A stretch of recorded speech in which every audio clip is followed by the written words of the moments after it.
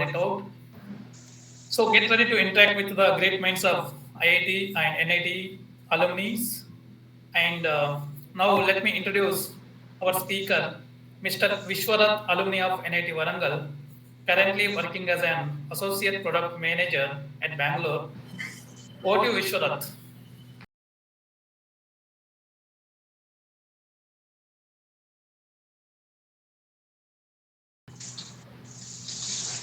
Yes, sir. Hello. Thank you for the introduction. Hello, students. Hope you're all well. So, brief introduction about myself. So, I am Vishwarath. I graduated from NIT Warangal in 2012 in mechanical engineering branch, and post which I worked at Tata Motors, Pune, and did a research internship at IIT Delhi, and then went abroad, USA, for my masters and worked there for 3 years. Then I returned to India and started my management education, and I just finished this year. And I'm working at Walmart Global Tech in Bangalore, and it's given me a great.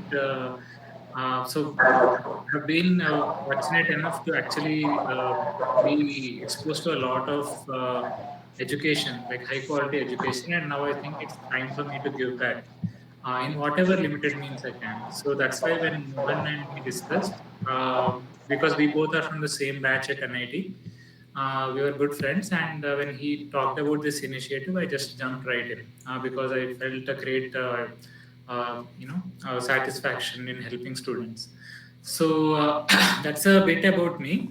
Um, so I hope we'll continue this association in the future. In the meantime, I just want to uh, share a presentation I made. Give me 1 second.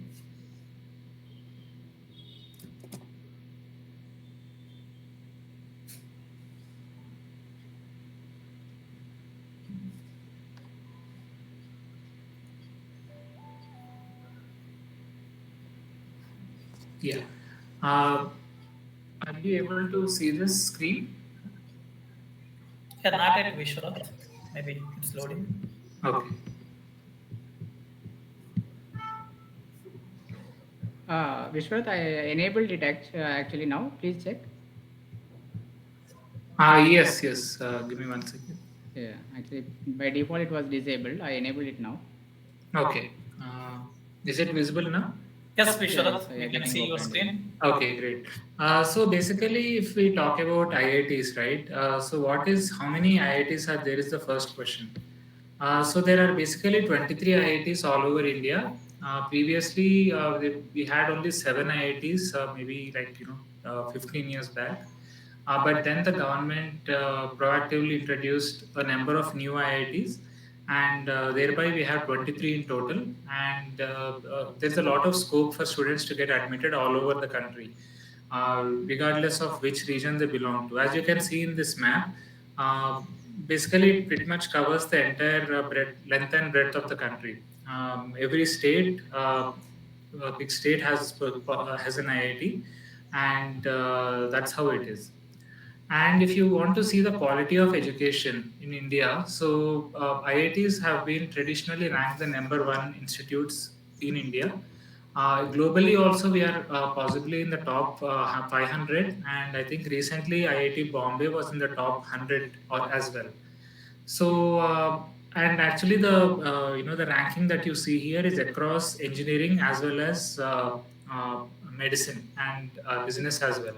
So you can see how IITs have always been at the top of engineering, top of education in India. And the reasons for this are primarily three. IITs have world class facilities. When you talk of the infrastructure for startups, or if you have a startup idea, IITs provide you with support. If you have any sort of educational need, for example, world class classrooms or any sports facilities, there are all available for the students to take advantage. Then, of course, research is a very primary consideration. So all the faculty at IIT are PhDs, and also they have done a lot of other work apart from PhD in their postdoc. which is a step ahead of a PhD. And the competition, I know personally, is very intense. So you will have very high quality teaching facility teachers there who kind of very engage with the students. And then, of course, the jobs at IITs are one of it's the most sought after place. So traditionally, I think almost there is 90 to 100% placement at IITs, and all the students typically get admitted to typically join very good companies, both India and abroad. So these are the primary reasons why IITs should be sought after by students.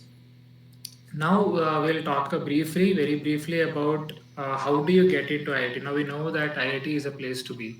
So we know that IIT has in this entrance exam, which is G Mains and G Advanced. Previously, they used to, when I was a student, they used to have this IIT JEE and AIEEE both separately.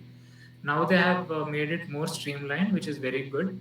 So how it happens is G Mains is conducted twice a year, and so G Mains is basically for NITs, triple ITs, and other institutions. If you get a very good rank in G Mains, then you are eligible to sit for G Advanced. And if you have a good rank in G Advanced, then you will be eligible to get into the IIT system. But some questions may pop up here, like what happens if I don't qualify for the G Advanced? Then no worries, your G Mains rank will still be valid, and you can still opt for getting into NITs or triple ITs. And of course, it's an all India competitive exam, and uh, the exam is very stringent. There have been no incidences of paper leaks or any fraudulent activities over the past many decades, like 1957 to right up till here. So they take this exam very seriously and full of integrity.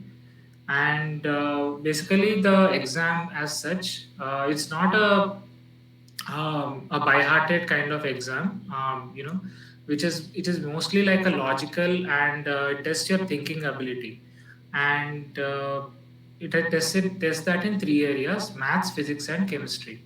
So basically, an aspiring student has to have a firm grip of the fundamentals in the subject to kind of move himself into this exam. So yes, so that's a brief introduction about the IIT JEE system, and I'll now proceed to moving to the next speaker. Thank you. Thank you, Vishwanath, for providing insightful information about IIT JEE Sure. and the quality of education at IIT JEE, IITs and NITs. And at the same time, you also concluded the rankings of the IITs and the job opportunities at the IITs, which gives more information. Thank you.